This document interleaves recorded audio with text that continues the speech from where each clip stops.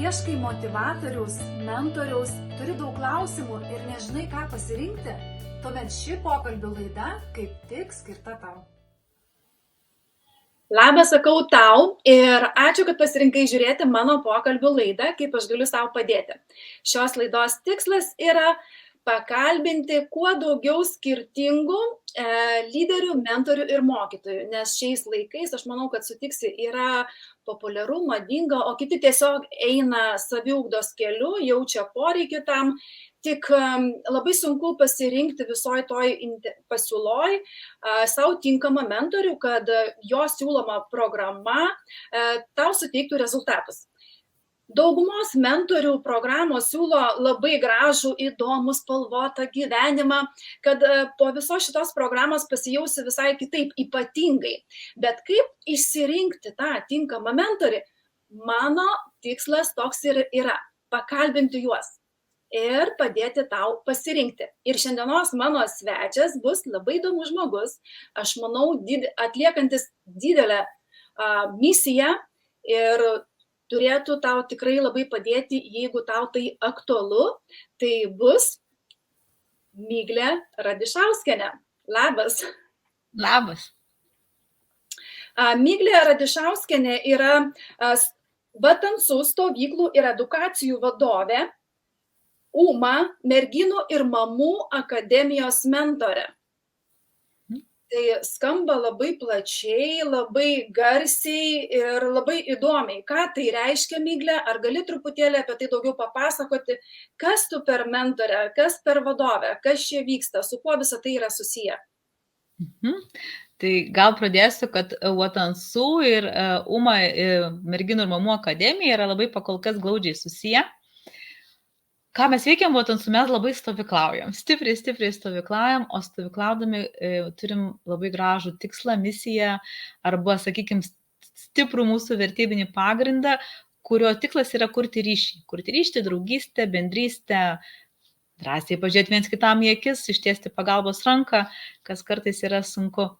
Ir stovyklaujant iš tikrųjų gimė labai gražus projektas, greit pasakau, Vyrų kalvė, kur vaikinai būrėsi į metinę programą, draugauja, kaip sakyti, mokosi išreikšti emocijas, mokosi irgi lygiai taip pat draugystės, bendrystės. Ką mes dabar galvojam reiktų padaryti, tą pačią galimybę ir progą suteikti merginom ir mamom, kurias kviečiam į metinę programą, tai reiškia mūsų metinę programą UMA merginų ir mamų akademijoje. Žinoma, pakraipa bus truputėlį kitokia negu Vyrų kalvė ir ką veikiame su Vatansų stovyklavimu, dėl to, kad čia kursim kitokį santykį pirmiausiai su savim, tada su mama, tada ir lygiai taip pat su aplinka. Tai viskas labai labai glaudžiai susiję. Tai jeigu taip trumpai, tai iš tikrųjų mes esam aš esu organizacijos dalis, esu stovyklų vadovė, taip pat UMOS mentorė. Kaip aš sakau, kuriausiai koks mano tikslas, tai tiesiog kurti gražesnį pasaulį, kuriame būtų lengviau bendrauti ir draugauti vieni su kitiems. Ir ypač tikriausiai svarbu paminėti, kad paaugliam, kodėl? Dėl to, kad, žinot, kaip suaugę, jau jie ieško patys pagalbos. Paaugliai galbūt nebūtinai žino, kad jiem reikia, nors iš tikrųjų tai nenuklysti irgi lygiai taip pat svarbu paauglystėje. Iš tikrųjų, paauglystė yra sunkus laikotarpis ir tėvams yra dar sunkesnis laikotarpis, nes jie nori viso ko geriausia savo vaikučiams ir kartais norėdami gero, pakiša tą pagalbą ir padaro dar blogiau.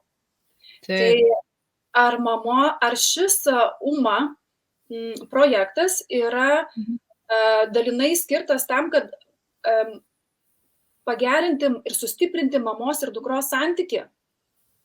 Natūraliai tai gausis, aš manau. Gal paminėti labai norisi, kad čia, aš pati paminėsiu, kad turiu 2 dukras, mano vienai dukrai beveik 10 metų, kitai 15, tai panosės gimtadieniai sąlyginai. Ir aš iš tikrųjų kitą kartą pati turiu iššūkių, kaip, atrodo, labai daug žinau, labai daug matau pavyzdžių, kaip reikia bendrauti, turiu tam tikrus įrankius ir ne visada jie veikia. Pradėkime nuo to. Kodėl? Dėl to, kad aš nebūtinai esu savo dukrai tas autoritetas, kurio jinai ieško. Tai dėl to ir UMA irgi gimė mūsų šitą akademiją vien dėl to, kad mes galime tie būti autoritetai, kurių ieško būtent tos merginos.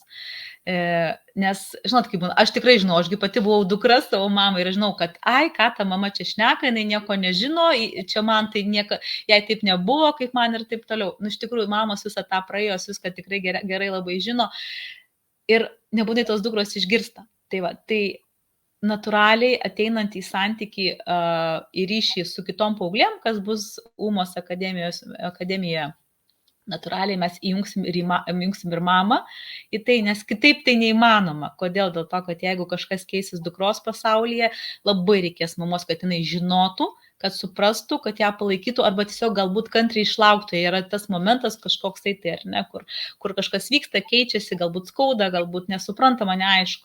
Tai va, tai taip, aišku, kaip jisai nedėja, kad vienareikšmiškai, bet taip, tai ir yra apjungti mamą ir dukrą kaip santykį, nes mes visos, visų pirma, moterys, merginos, iš tikrųjų, tik tai, ne visą laiką, aš iš savo vėl pati sakau, mokam vieną kitą įsiklausyti, nes, kaip sakyt, kai yra namai, kai yra buitis, tai yra truputėlį kitaip. Tai va, tai čia bus saugi terpė UMOS akademijoje, kur gali būti merginos tiek mamos išklausytos, kur gali būti tam tikrų praktikų metu arba paskaitų metu, žinot, kaip sakau, sutikta išgirsta informacija, pakeisti tam tikrus dalykus ir namuose. Tai va, tai tikrai taip. O Miglė, kaip vyks visas šis projektas? Ten, kaip supratau, bus stovykla ir į stovyklą bus pakviesta mama ir dukra? Taip, tai mes turime, dar gal paminėsiu, kad nesusimaišyti, mes turime atskiras stovyklas skirtas mamoms ir dukroms, jos vadinasi Širšių lizdas. Toks pavadinimas truputėlį intriguojantis, bet iš tikrųjų tokias mes širšelės iš tikrųjų esam kartais, kol neapsilaužom tų sparnų arba tiesiog nesusitraugaujam. Tai va, tai reiškia, jeigu kalbant apie metinę akademiją upės mamų ir merginų, tai vyks visus ištisus metus, reiškia, bus kontaktinės valandos, kaip pavyzdys bus, mes kiekvieną savaitę susitiksim su savo grupe, kur vyks pokalbiai, kur vyks refleksijos tam tikros, tada bus stovyklos savaitgalinės, kur susitiksim tik su merginom, bus atskira stovykla savaitgalinė mamai ir dukrai skirta ir bus vasaros stovykla viena didelė, kuria apjunginti, vainikuojanti tai, ką mes nuveikėm per visus metus. Bet, sakykime, tai bus bendravimas nuolatos ištisai kiekvieną savaitę su ilgesniais intarpais. Dar nepaminėjau, kad ir bus dienos patyrimai, reiškia, mes susitiksime dienai, kažkur sustartoj vietoj. Ir lygiai taip pat veiksim, gal bus praktika, patyrimas, jau čia truputėlį norisi palikti intrigos, bet esmė, kad mes veiksime nuolatos. Ir su tokiais, nesu, kad namų darbais bus, bet su, sakykime, vis tiek kažkam išvalgom savo, tai tikrai. Tai va, tai čia metų visų projektas. Gal svarbu paminėti, kad galima pasimatuoti, nes mes suprantam, kad kitą kartą sunku kalbėti. Pavyzdžiui, mano dukra, aš galiu pasakyti, mes apkalbėjom, ar kartu norėtum tokioje dalyvauti programai. Tai jinai man iš karto pasakė, nežinau, 50-50. Tai labai svarbu, kad, aš manau, kad tikrai kažkiek norėtų ir suprastų dukra, apie ką čia nebūtų įmesta į nežinomybę, tai mes kviečiam pasimatuoti paauglės, ar šita būtent mentorystės ir akademijos programa jom savaitgaliniam stovyklom. Yra savaitgalio stovykla, būtent upės merginom, tik tai paauglėm, kur negali atvykti ir pasižiūrėti, kaip mes veikiam, kokios mūsų vertybės, kokia Watansų filosofija, ko tikėtis, kaip mes tos mentoriais atrodom ir bendraujam, ar mes atliepiam vieną kitą. Tai va, tai galima tai atvykus padaryti. Jos vyksta dabar, bijau pamatyti, likti ir gruodį, kad ištisus metus vyksta tokios stovyklos, jos kaip ir susiję, kaip ir ne atskiras dalykas tam, kad merginos turėtų galimybę atvažiuoti pasimatuoti. O mama, kad suprastų apie ką, gali atvykti Širšių lizdą su savo dukra ir jos abidvi vienu metu supras, kaipgi mes čia veikiam, kuo gyvuojam. Tai va, tai. Metų laiko projektas, tai yra ganėtinai ilgas laikotarpis. Tai ar tai bus, kad per visą šitą metų laikotarpį bus tik tais vienas mentorius, tai pavyzdžiui, tu Miglė, ir viskas, ar bus daug skirtingų mentorių, kurie kažką tais, kažkokias tai programas, galbūt meditacijas bus, galbūt. Taip. Iš tikrųjų taip, tikrai bus. Reiškia, mes turėsime, aš ir mano kita kolegė turėsime savo grupės, savo merginas, su kuriomis dirbsim kasdien. Nu, ne kasdien, bet tom savaitėm, sakykime, kai mes sustiksim refleksiją arba sustiksim kažkam pokalbiui savaitiniam, mes jas vesime šitame kelyje, būsime tas artimiausias žmogus tuo metu, į kurį gali kreiptis. Bet metų eigoje tai tikrai taip, turėsim kviestinių svečių, turėsime lektorių vadinamų, kurie ateis pakalbėti, sakykime, kurie yra daug kompetitingi, galbūt tam tikroje temoje ir gali pateikti savas įžvalgas, savas teorijas, praktikas. Tai tikrai tai bus kviestinių svečių. Mes turime iš tikrųjų mūsų bendruomenėje nuostabių vadovų šiuo atveju tikriausiai, kurios ir mediciną baigė, sakykime, ir turi labai sveikatinimo srityje daug žinių, kitos yra psichologės, kurios gali atliepti tam tikrus poreikius. Tai mes būsim, noriu sakyti, mamos, bet kažkuo panašiai tos tokios grupelės, bet ta prasme mamos, kad mes jas globosime, mes su jom eisim per tam bendrus iššūkius, žygius ir nuotykius ir turėsim šalia tikrai taip, nesau, kad pagalbos, bet tiesiog galbūt tokios pastiprinimo, kurio tikrai, manau, reiks. Ir visą laiką mes, kaip veikiam ir stovyklose, tai yra gyvas procesas. Ką aš noriu pasakyti, mes kitą kartą turim temą ir kaip čia dabar turėsim temas orumas, lyderystė ir būtent akademijoje. Ir jeigu matom, kad yra poreikis, ar ne, iškyla tema, pavyzdys, kaip buvo dabar paskutinėje stovykloje, atvažiavo į stovyklą lektorė Jurga Vidugirienė ir jinai norėjo pravesti vieną temą užsiėmimą, bet merginos parodė, kad jiem labai svarbu visai kita. Tai buvo labai jautri tema apie mamą, apie santykį ir visą kitą. Ir tai pakrypo visiškai kitą linkmę. Tai noriu sakyti, kad mums svarbu išgirsti, ko merginoms reikia, kokios temos gyvuoja pas jas. Tai tikrai galim sakyti, kad bus taip ir taip, bet mes suprantam, kad eigoje gali, tai yra gyvas procesas natūralus. Ir jeigu poreikis bus visai kitom temom, mes tikrai pasitengsim atliepti. Reiškia, nes tai yra svarbu išspręsti, išgirsti ir nesau, kad uždaryti tą klausimą, bet tiesiog suprasti, gauti atsakymus, kurių reikia jom tuo metu. Žodžiu, jūs būsit ir mama, ir draugė, ir psichologė, ir paguodos ramstis, ir išsiverkti bus galima turbūt, ar ne, pasiguosti, viskas viename. Tai... Verkiam mes kartu, jeigu reikia kitą kartą. Iš tikrųjų, aš esu pakankamai jautri, stengiuosi, būna etapų, kai žinau, kad Miglė, tu šito vietoje turi būti stipri, bet iš tikrųjų tai labai jautrus, gražus momentai ir aš tikrųjų daugumoje labai noriu būti ir esu, bent jau manau, kad esu ir man patvirtina kartais tie patys paaugliai, kur stovyklavom, kad man labai svarbu tikrumas, nes aš nenoriu įtikinti kažko, tai kad yra taip ir taip, aš noriu būti tikra per savo patirtį, kad žiūrėk, buvo taip ir aš nemeluosiu, ta prasme, tikrai buvo taip ir taip, bet tu pažiūrėk dabar į mane ir kitą kartą jaunimas žiūri ir sako, ar visai tokia buvai? Ne, praėjau labai daug etapų, kai tapau čia, ko paklausk, aš pasakysiu. Tai mes stengiamės kiek įmanoma atviriau dalintis tam, kad jie suprastų, kad mes žmonės, kad mes išgyvenam tą patį, kad mes galim atliepti ir suprasti. Tai būna tikrai jautrių momentų ir verkiam kartu, ir juokiamės kartu. Ir būna momentų, aišku, kadangi upės dar nėra akademijos, aš kalbu daugiau gal iš stovyklavimo patirties, bet tai yra labai artima ir panašu. Būna momentų, kai žiežirbos kyla, bet mes visą laiką į refleksiją, į pokalbį, į tą prasme, kad išsiaiškintume, kas vyksta, apie ką tai ir nepalikti tokio atviro klausimo neužbaigto. Ar buvo tokių situacijų, kad, kaip sakai, tu kalbi truputėlį iš tų stovyklavičių, ar ne? Patirties imsitės iš ten, jau matėte, kaip kas vyksta ir turėjot nemažai situacijų visokių, o buvo tokia situacija, kur, galima sakyti, sunkiai kontroliuojama, net bijau pasakyti, kad nesukontroliuojama, nes aš tikiu, kad jūs sukontroliuojat visą tas situacijas, sukontroliuojat irgi gal toksai labai griežtas žodis, ar ne, kaip vyksta draugystė, santykis ir visa kita, bet jūs randat kažkokį prieimą. Matot, turbūt gal pagauna tą momentą, kai matai, kad tam žmogui, tai merginai reikia kažkas pagalbos. Matau, kad kažkas pas ją ten kirba ir reikia kažką daryti, kol nebuvo sprogimo. Yra buvę tokių situacijų, ar ne? Tikrai taip.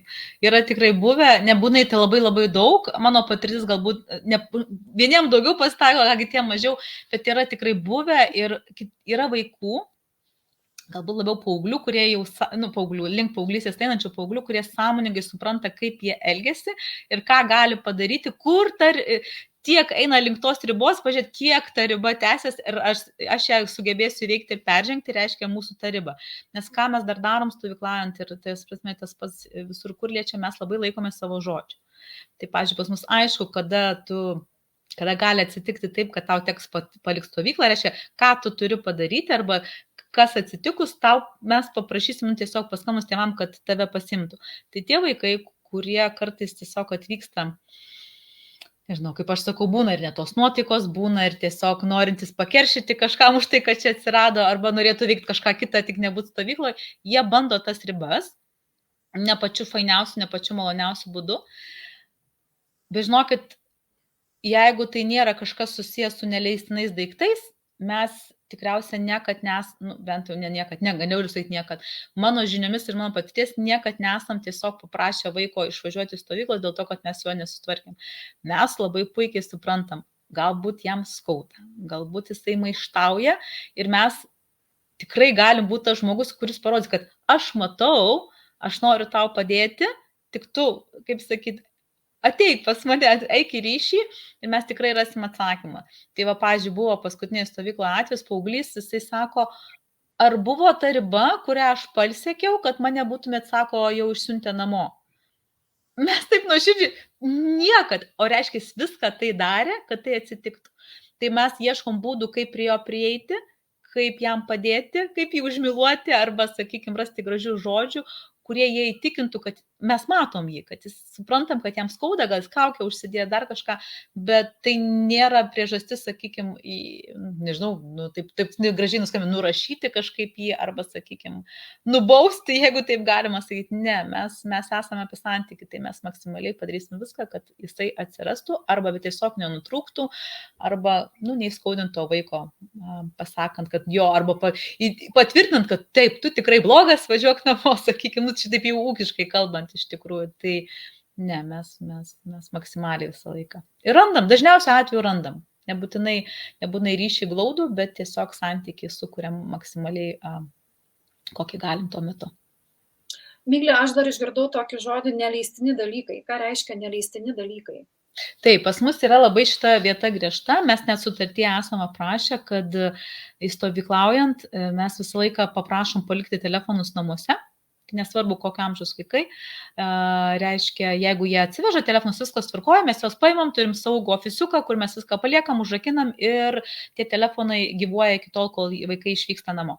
Bet pasitaiko, retai, bet pasitaiko, kad vaikai atsiveža tų vadinamų veipų dabar, kadangi jo cigaretės jau, sakykime, nebemada yra veipinama, tai tikrai taip būna, pasitaiko, kad atsiveža, jie kadangi maži, juos visur kur paslėpti galima ir kaip sakyti, jie jau didesni ir yra gudrus, dažniausiai ir pas didesnius pasitaiko, tai mes esam net susitarę ir tėvai iškomunikuojama aiškiai ir sutartyje ir mes turime seminarą prieš stovyklą kiekvieną ir tiesiog mes dažniausiai apie tai kalbam, kad paprašom, jeigu taip atsitinka, kad randam, mes paprašom, kad tėvai pasimtų šitą vaiką, nes mes prieš stovyklą ir stovyklos pačioje pradžioje suteikėme visas galimybės atiduoti visą tai, ko tu neatsivežiai, be jokių pasiekmių. Bet jeigu taip atsitinka, kad antrą, trečią dieną, būna, žinokit, labai retai, bet būna, tai tiesiog tuo atveju tėvai žino, kad jeigu sulauks skambučio ir paprašysim, kad pasimtų. Būna vaikai, tokia mada dabar, kaip sakant, iš tikrųjų, ir pas mus tai yra griežtai. Pas mus iš vis mes veikiame, galbūt paminėsiu, kad ir UMOS akademijos merginos ir mamos rinksis į Auksinę girią, kur yra Molėtų rajona.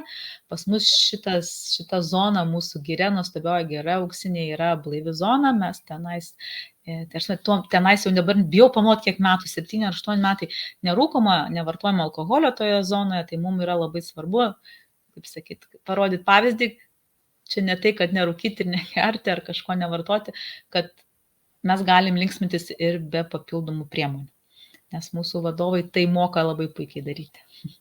Tai tarsi išsivalymo zona, ar ne? Taip, buvo labai gražiai vardinti kažkas tokio panašaus, nes iš tikrųjų dar gal irgi svarbu paminėti, kad tą temą kalbam, kad labai svarbus ir toks vienas iš pagrindinių reikalavimų, taip, vadovų gali išmokti metodus taikyti, filosofiją pritaikyti, kurią mes naudojam stovyklų metu, dirbant su vaikais, bet vienas pagrindinių dalykų, kurį tu turi turėti arba neturėti, tai tu tiesiog mes visi vadovai nevartojam alkoholio. Ir kiek žinau, tikrai ne vienas vadovas nerūko.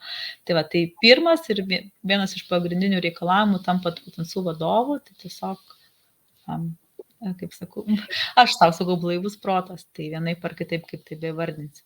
Tai tą pavyzdį rodom vaikam. Šaunu. O Miglė, nuo kokio amžiaus jau vaikai gali galvoti, planuoti, galbūt svajoti, norėti apie šitokią stovyklą? Šiaip Botansų stovyklauja tai nuo 1 klasės, nuo 1 iki 12 klasės, bet jei kalbant būtent tikslingai apie UMA, Merginų ir mamų akademiją, tai nuo 14 metų, būna išskirtiniai atvejai ir nuo 13. Tai tiesiog tada kalbam su mama ir su dukra, kokia jos, sakykime, nesaugo, kad psichologinė būklė ta prasme, kad jai kažkas yra, bet tiesiog, kad kaip jinai jaučiasi, kaip jinai ateina, nes tikrai tų merginų būna daug brandesnių negu savo amžiuje. Tai ir kalbam, bet šiaip rekomendacija tai yra nuo 14 metų, būtent akademijos, ne vyresnė negu 18 metų. Nes šitas tarpsnis, kur, sakykime, vyksta dalykai, kai, žinot, matuojasi paauglės, matuojasi, sakykime, savo nežinau, svarbumu, galima sakyti taip, ar ne, žiūri, kaip kiti elgiasi, ieško tų autoritetų ir, kaip sakau, nebūtinai jas randa namuose, tada ieško išorėje, o jeigu išorėje jie nėra tinkami ir net tos draugystės įvairios ir visa kita. Tai yra tas svarbus etapas - pagauti, užfiksuoti ir užauginti brandžią orę merginą iš tikrųjų. Miglė, o kodėl tu ėmėsi to projekto? Kodėl tu nori būti mentorė? Kodėl tavo tikslas ar misija, kaip pavadinti, kaip įvardinti, kodėl būtent šitas projektas? Aš, taip, jeigu trumpai ir truputėlį prieš istorijas, kad suprast, dabar jau 4 metai, kiek aš kai baigiau coachingą, rašiau projektą, reikėjo baigiamą įrašyti. Ir aš tada pradėjau galvoti, tai ką aš noriu tuo pasiekti, ar ne? Aš norėjau, sakykime, psichologija būti, man, sakykime, nepavyko tuo metu, bet aš tada jau į tą ėjau tikslingai, kad kiek galėčiau arčiau būti psichologijos. Tai coachingas atrodė tuo metu artimiausias. Ir kai rašiau projektą, galvojau, kur aš būčiau naudingiausia kaip žmogus. Su tom žiniom, ką turiu, su tom savo savybėm, talentai, sakykime, kuriuos savo išsigryninau. Ir aš taip pajutau, kad tai yra paaugliai. Ir tuo metu neturėjau visiškai jokių sąsajų ir savo projektą parašiau, kad yra paaugliai, projektas su paaugliais ir parašiau kodėl, o kodėl dėl to, kad tuomet, kai yra paauglystė, aš iš savo jau perspektyvos galbūt kalbu, kai buvau paauglė, labiausiai reikia, kad kažkas tavim patikėtų, kad tu gali, kad gali būti kitaip, kad aš tave matau, vien tas, kad aš tave matau, nes paaugliai nueina, aš bent jau nuėjau, užsidedi savo keutą, po to jau tave pradalik nebematyti žmonės, visą kitą, kodėl, nes tu jau užsidarei ir tada nebemoki išeiti, nes, tu paauglys, tavo ego didesnis už, nežinau, už pasaulį ir visą kitą. Ir aš galvoju, betgi aš suaugęs žmogus, aš galiu būti ta atrama, galiu, nežinau, aš taip tuo metu įsivaizdavau sėti sėklas, kaip aš sakau, kažkokių dalykų, kaip gali būti, kažkokios naujos minties, būt kaip pavyzdys. Tai tuos 4 metus aš iš tikrųjų augau, brandinau save, kad galėčiau bent dalim būti pavyzdys, reiškia gyventi taip, kaip aš noriu, pilna širdimi, atvira širdimi, kad jie tai matytų ir net kartais nereiktų sakyti. Tai tiesiog, nes kartais buvimas, kaip namie, ar ne, mes turim pavyzdžius ir žiūrim tėvus kaip elgės, tai kad būčiau ta mentorė, kurią žiūrint tiesiog, galima gyventi ir šitaip, tai kaip tu tai padarai, kad tada manęs ateitų galbūt ir paklaustų ir aš galėčiau tą informaciją pasidalinti. Nes, žinot, suaugę, vakar kalbėjau gal pradžioj, jie, kai jau jaučia, kad reikia pagalbos, jie gali eiti ir jie turės. Paaugliai, nebūtinai žino, kur kreiptis, nes jie draugus atsisuks, o draugai, ar jie žino daugiau? Ne, o suaugę, tai ką jie žino, jau jiegi suaugę, niekad paaugliais nebuvo. Tai man svarbu būti su jais, man svarbu, kad augtų labiau pasitikinti savimi merginos, negu, pavyzdžiui, žiūrint aš, kad jom nereiktų, kai jom su jais ten 30 daugiau metų pradėtų kapstytis tame, kai galėjo gauti atsakymus tuomet, kai buvo paauglės, kad jų stuburas būtų tvirtesnis, kad jos galėtų būti pavyzdys, kad, sakykime, kitom merginom ir kad, žinot, tas labai banalu, bet iš tikrųjų tai labai susiję, kad pasaulis būtų gražesnis. Nuo ko pradėti reikia? Nuo savęs. Kadangi nuo savęs pradėjai, dabar gali to pavyzdžio galbūt užkrėsti ir kitus. Būtent. Labai geras pavyzdys ir užkratas. Taip, virusų galėtų būti šitas variantas. Kad būtų labai galingas tas virusas, žinai. Taip. Žinai, labai gerą pastebėjimą tu davei, tai kad suaugę randa kažkaip labiau tą pagalbą ir labiau kalbama, kažkaip garsiau kalbama, ne, apie tuos suaugusius, apie jų pagalbą, bet kažkaip labai mažai mes garsiai kalbam apie pagalbą paaugliams. Yra visokių pagalbų linijų, ar ne, Lietuvoje ir visose kituose šalyse, bet manau, kad paaugliai tikrai nelabai žino, kur būtent ta linija, kaip su jie susisiekti, ką daryti. Jiems tiesiog reikia, kad, einu keliu ir man kažkoks užtemimas yra, aš dabar taip kaip paauglys kalbu. Ir būtų prieš akį tarsi kažkokią reklamą, kad, girdėjau, mačiau, žinau, kur aš turiu kreiptis, ką aš turiu daryti. Iš tikrųjų, reikia labai garsiai kalbėti apie tai ir daug kalbėti apie tai, kad yra būtent toks išsigelbėjimo būdas.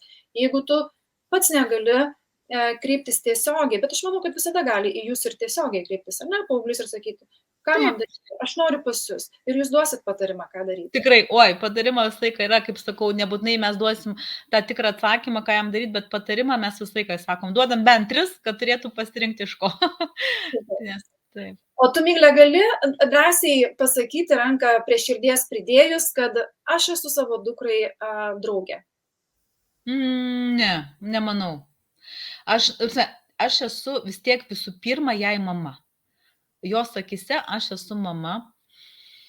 Aš galbūt noriu būti draugė, bet aš suprantu, kad tai yra labai plona linija tarp mamos ir draugės. Tai šiuo metu aš tikiu, kad jai labiau reikia mamos.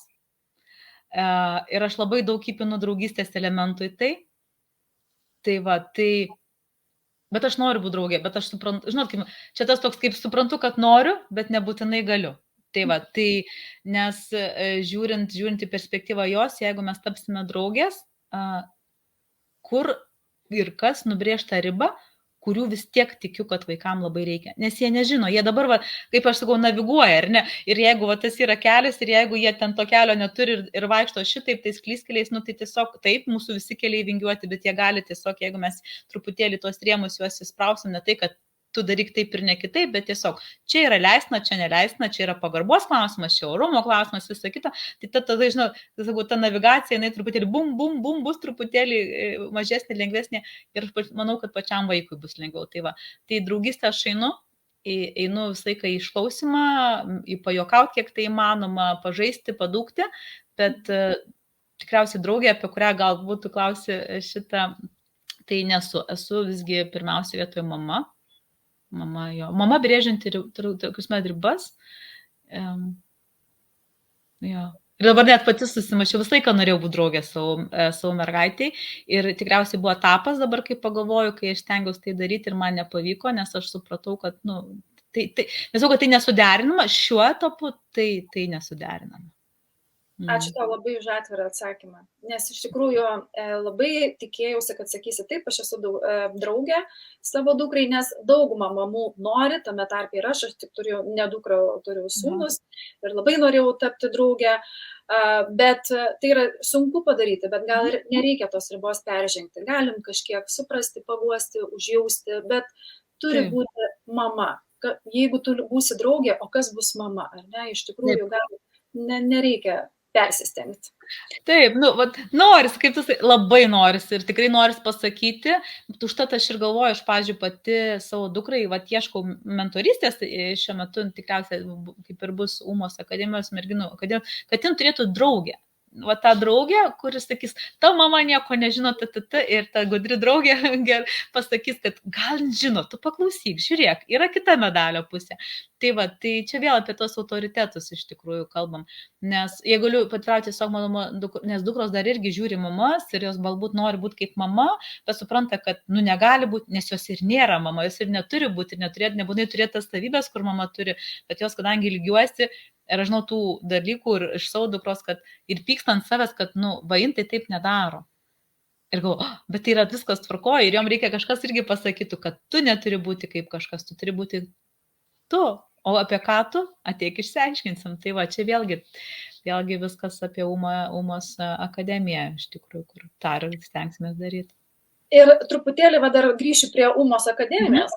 Tai man labai įstrigo vienas žodis ir neduoda ramybės. Aš galvoju, kad galbūt tikrai ne visi žino, galbūt aš tik vieną to nežinau, bet nėra blogai kažko nežinoti ir nėra blogai klausti, ar ne? Tai aš klausiu, kas yra refleksija? Refleksija. Refleksija, taip, mes esam refleksijų karaliai, nežinau, karalienės ir visa kita. Mes, kadangi su organizacijų, mes patys kaip organizacijos nariai, vadovai, mes turime mokymus ir irgi einam į refleksijas, reiškia, po kiekvieno patyrimo mes sėdam ir kalbam, kas nutiko. Ir ne tai, kad visai grupiai, galbūt ir visai grupiai tuo pačiu, jeigu tai reikalingas pokalbis, kas nutiko su tavim. Reiškia, mes jeigu yra žaidimas, yra ten praktika, nesvarbu, kas tai yra, reiškia, tu praeini tam tikrus dalykus per save, galbūt nepatogumą, o galbūt, tu matai, kaip čia būna. Ir kad tai užfiksuoti tai, ką tu patyrei, mes sėdam, dažniausiai ratu, mes kaip bendravom ir kalbam. Tai reiškia, vadovas, šiuo atveju aš arba kažkuris kitas, užduoda atitinkamą klausimą. Pavyzdžiui, ten pavyzdys žiūrint, jeigu ten žygis ar ne, ten kaip tau sekėsi, jeigu ten kažką vedėjai vesti žmogų, arba kaip tau sekėsi pritapti prie kažko, tai ką tu pajutai, ką tu išsineši. Tiesiog gali būti įvairūs klausimai. Gali būti labai paprasti, gali būti labai gilus ir tada kiekvienam kiekvienam vaikui, sakykime, būtent kur buvo tam patyrime, tam žaidime, mes kaip pavadinsi, taip nepavadinsi, klausim, tai kaip tau sekės, kaip tu ten buvai. Ir niekada nėra atsakymas teisingas gerai, puikiai, nežinau. Mes tokių žodynę neturim, turim iš tikrųjų kam, bet iš tikrųjų, kas po tavo slepiasi gerai. Nes, pavyzdžiui, mano gerai galbūt yra, kad aš šiandien išsimiegojau ten ir atsikėliau 7, o kitam yra gerai, kad aš, nežinau, nuėjau 1 ir atsikėliau 10. Kaip pavyzdys, ar ne, čia toks buitiškas, kad suprasti. Tai va, mes laikas tengiamės, tai kas yra tavo gerai, kad jis įsivardintų vaikas savo, suprastų savo jausmus, savo emocijas, kas kilo, kas nepatiko, nes nepatikti irgi lygiai taip pat gali. Nes tu žinai tada, ko tu nori, kai tu žinai, ko nenori. Tai va, tai refleksija yra tai apibendrinimas veiklos, kurios mes veikiam per pokalbį savo apie save, pasidalinant su visa grupė. Ir visų mentorių klausia, tai būtent koks žmogus, arba šiuo atveju koks paauglys, galbūt taip, paauglė, galėtų kreiptis, pavyzdžiui, į tave, kad aš noriu dalyvauti šitoj stovykloj. Iš tikrųjų, tai jeigu kyla, išklausius, nesvarbu, mamai, tėčiui, ar ne, labai tikiuosi kažkas išgirs, kad kam labai reikia, tiesiog paklaus, mano situacija yra tokia. Iš tikrųjų, tai labai toks gali būti plačiai ta tokia, diapazonas, kas galėtų ateiti. Tiesiog, jeigu mama jaučia, kad, kaip aš kalbu, nutolo, nebegirdi savo, ne tai, kad jinai nebegirdi, dukra jos nebegirdi, nutolo nuo dukros, ar ne, mato, kad, tas klyskės eina, kad tiesiog eina ne ta kryptimi, ne tai, kurią jinai norėtų, bet net tiesiog jai netinkama krypti. Taip, UMA yra akademija va šita būtent tom merginom, kurios tiesiog, arba mamom, kurios nesusikalba, nemato vienos kitos, neišgirsta, ne tai, kad specialiai, bet tiesiog nepavyksta. Arba merginom, kuriom reikia to tvirto stuburo. Tai va, tai tiesiog, kaip pirmai kalbėjom, nėra blogų klausimų, jeigu kažkam kirba klausimas, drąsiai gali kreiptis į mane, ar ten mūsų puslapyje pas kažką parašyti, mes mielai pakonsultuosim ir atsakysim į visus klausimus. Ar yra kažkokia žinutė, kurią norėtum išrėkti, iššaukti, pasakyti, tai naudokis dabar tą galimybę ir kad išgirstų tave žmogus, kuris tavęs klausėsi. Taip. Man pastaruoju metu labai ta žinutė tokia, kelios žinutės, toks, ko aš pati daug metų nedarydavau, o dabar be galo smalsaut. Pavyzdžiui, paaugliai, nežinau, aš nesakau, kad visi, bet jie nebūtinai smalsauja, jie tyli, jie žiūri, jie stebi, jie yra tikrai stebėtojai, bet jie pamiršta smalsaut. Nėra savaime suprantamų dalykų.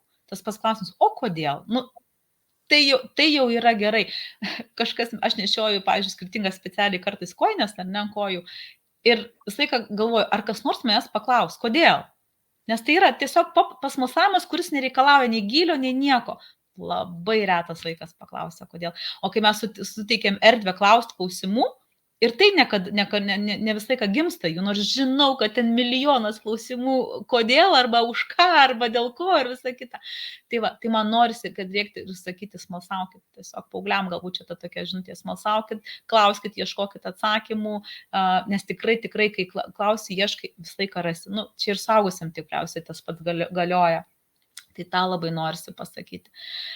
Dar ką norisi pasakyti, kad čia būt gal tėvam ir man tokia žinutė iš paskutinės stovyklos išsinešu tai, kad aš iš principo esu optimistas žmogus, mėgstu pasidžiaugti, mėgstu šokti, mėgstu pasidalinti tą energiją, tiesiog ne tai, kad gera ir ta tokia dirbtinė, bet tiesiog aš myliu gyvenimą ir atrodo, pažiūrėkit, koks jis nuostabus.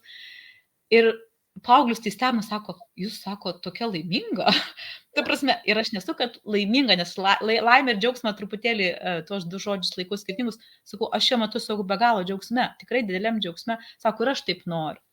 Ir suprantu, kad tas smalsavimas vaikam, jeigu jie smalsautų, jeigu jie ieškotų tų atsakymų, jie tikrai galėtų turėti tai, ką turi. Ta tokį tvirtą, atvirą ryšį su savim ir tada su kitais ir tą džiaugsmą, kurio taip be galo ieško. Taip, paauglystė yra toks etapas, kad nebūtinai gaunasi, bet jeigu per metus ar vienus kitus statysi tą tokį pagrindą tvirtą, manau, kad labai gali gražus dalykai užaugti. Supratau. Na, iš tikrųjų, misija yra labai graži. Misija, tikslas, turbūt, kaip pavadinsi, taip nepagadinsi. Svarbiausia, tai, ką jūs darote, ne tai, kad ką kalbat, ką kalbi, gal būtent tu, su tavim kalbu, būtent tau sakysiu. Ir noriu pasakyti ačiū. Ir kaip kalbėjome, kad jeigu tai yra užkratas, tai tavo nietas būna toks stiprus, kad užkrėstų kuo daugiau žmonių. Tada tą laimę, tuo džiaugsmu, žinai, tuo gyvenimu užkrėstum tėvus, mamas, tėčius ir vaikus. Kad vyrautų tarp jų supratingumas, kad vaikai rastų tą tokį gražesnį tą kelią į tą savo gyvenimą, kad kurtų su ryškia vizija, kad matytų šviesą kelyje, skaičią šviesą, ryškią šviesą. Ir tikiuosi, kad jūs būtent tavo visą šitą patirtis, noras jiems tikrai labai padės. Ačiū tau labai, Vita. Ačiū tau, kad atėjai, pasidalinai savo mintimis ir tuo, ką tu gali žmogui pasiūlyti, paaugliui, tėvams. Ir ačiū visiems, kas klausotės ir kad renkatės mus. Ačiū. Ačiū ir ate. Ate.